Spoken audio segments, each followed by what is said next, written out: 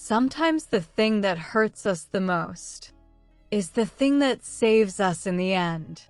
Sometimes the door that closes is the one that leads us to freedom. This is the story of Alisa, a 69-year-old woman from the USA who gave her whole life to one man and forgot who she was until the day he left. And that was the day her real life began. Alisa married Tom when she was just 22 years old. She was kind. She was soft. She believed love meant giving everything. Tom worked. Alisa stayed home. That became their life. Every morning, Alisa woke before the sun. She cooked Tom's breakfast just the way he liked it. She ironed his shirts. She cleaned the house until it smelled fresh. When Tom came home, Alisa was waiting. "How was your day? What would you like for dinner? Do you need anything?" But no one ever asked her those questions. People said she was lucky. "You have a good husband. You don't have to work. You have everything." But inside, Alisa felt empty. When she was young, she loved sewing. She used to dream of making clothes. She wanted to design dresses. She wanted to create something beautiful. But Tom laughed. "That's silly," he said. "You should focus on the house." So Alisa put away her sewing machine. Years passed, then more years. Slowly, she forgot her dreams. Slowly, she forgot herself. Even when she was sick, she cooked. Even when she was tired, she smiled. She believed this was love. One quiet evening, Tom sat at the table across from her. He didn't shout. He didn't look sad.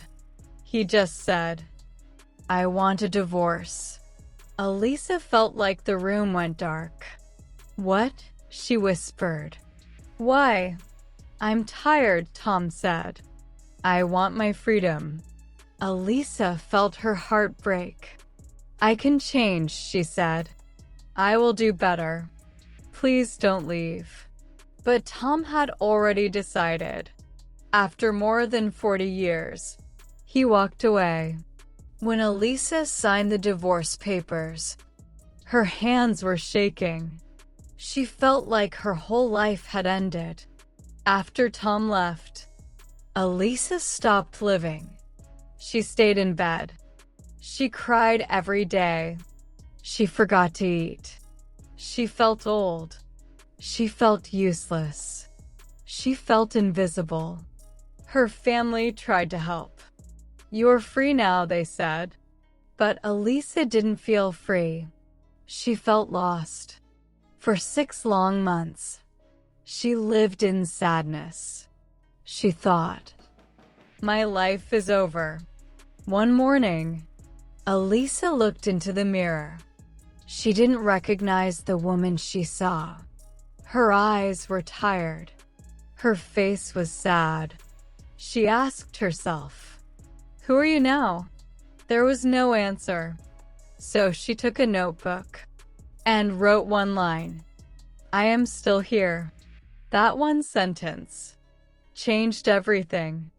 Alisa decided to do one small thing. She cooked a meal just for herself.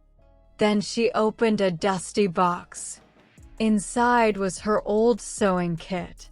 She touched it and felt something wake up inside her. She started sewing again. At first, her hands shook, but slowly she smiled. Neighbors noticed. "Can you make something for me?" they asked. They paid her. For the first time in her life, Alisa earned her own money. She felt proud. More people came. More orders arrived. Alisa worked every day. She started feeling strong. Women came to her. They shared their stories.